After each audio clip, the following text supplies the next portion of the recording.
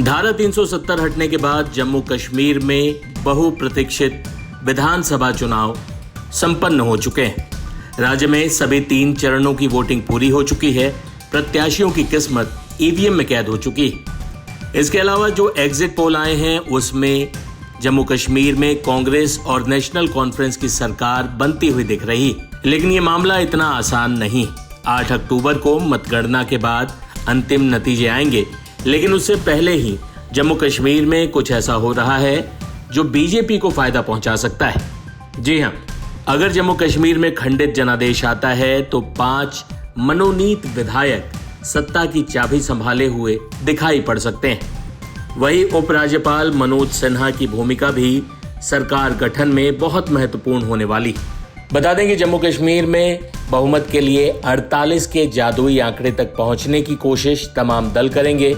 Exit poll ने भी त्रिशंकु विधानसभा होने के संकेत दिए। ऐसे में 5 विधायक जिन्हें उपराज्यपाल मनोनीत करेंगे, उनकी भूमिका बेहद अहम हो जाती। इन विधायकों का मनोनयन सदन की पहली बैठक से पहले ही उपराज्यपाल को करना होगा और ये विधायक भी निर्वाचित विधायकों की तरह ही मतदान में हिस्सा ले सकते हैं। लिहाजा इन 5 विधायकों को लेकर जम्मू कश्मीर की राजनीति में इस वक्त सबसे ज्यादा बातचीत हो रही है। कांग्रेस पार्टी और नेशनल कॉन्फ्रेंस को एग्जिट पोल में सबसे बड़े गठबंधन के तौर पर जरूर दिखाया गया है। हालांकि जादुई आंकड़े तक ये गठबंधन पहुंच पाता है या नहीं, इसे लेकर एग्जिट पोल में भी मतभेद देखने को मिले। अगर गठबंधन 48 की संख्या से नीचे रहता है तो इस हालत में निर्दलीय और मनोनीत विधायक निर्णायक साबित हो सकते हैं। निर्दलीय उम्मीदवारों को लेकर चर्चा है कि वो बीजेपी के करीब हैं। ऐसे में कांग्रेस गठबंधन को ये चिंता हो रही है कि अगर उपराज्यपाल के द्वारा मनोनीत विधायक भी बीजेपी के करीब हुए तो जम्मू कश्मीर विधानसभा में बड़ा खेल हो सकता है। पीडीपी को लेकर भी इंडिया गठबंधन बहुत अधिक सहज नहीं है, क्योंकि पहले भी पीडीपी ने बीजेपी के साथ मिलकर सरकार बनाई थी। हालांकि चाहे बीजेपी हो या नेशनल कॉन्फ्रेंस, सभी अपनी सरकार बनने का दावा कर रहे हैं। देखिए दोनों पक्षों के नेताओं ने क्या कहा। 8 अक्टूबर को जम्मू कश्मीर विधानसभा चुनावों के नतीजे आएंगे। मुझे पूरा विश्वास है कि भारतीय जनता पार्टी जम्मू कश्मीर की सबसे बड़ी पार्टी बनकर इन चुनावों में उभरेगी। Single largest party. मैंने एग्जिट पोल पे कुछ नहीं कहना। मैंने एग्जिट पोल पहले भी देखे हैं, कभी ऊंचा होता है, कभी नीचे होता है। 8 तारीख को सारा पोल आपके सामने आ जाएगा।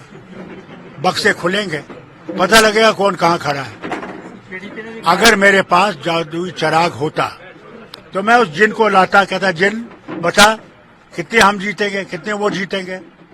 मगर इतना जानता जरूर हूं कि इंशाअल्लाह नेशनल कॉन्फ्रेंस और कांग्रेस बहुत अच्छे, हम लोग सब एक ही राह पे चल रहे हैं कि नफरत को हमने खत्म करना है और जम्मू और कश्मीर को इकट्ठे रखना है, हर हालत में इकट्ठे रखना है। बता दें कि 5 विधायकों के मनोनयन का विरोध भी शुरू हो गया है।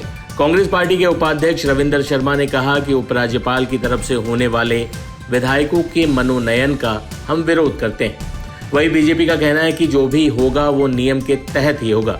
ऐसे में इस बात की संभावना बढ़ने लगी है कि जम्मू कश्मीर में इस मुद्दे पर कांग्रेस और बीजेपी में टकराव बढ़ सकता है। ऐसे में जम्मू कश्मीर में सत्ता की चाबी किसके हाथ आती है, इसका इंतजार करने के लिए आपके पास 24 घंटे से भी कम का वक्त बचा है। 8 अक्टूबर को देर शाम तक ये तय हो जाएगा कि जम्मू कश्मीर में कोई निर्णायक सरकार बन रही है या फिर त्रिशंकु विधानसभा होने की सूरत में मनोनीत विधायक और निर्दलीय विधायकों के पास सत्ता की चाबी होगी।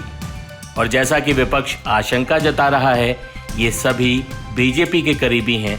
ऐसे में बीजेपी हारी हुई बाजी जीत भी सकती।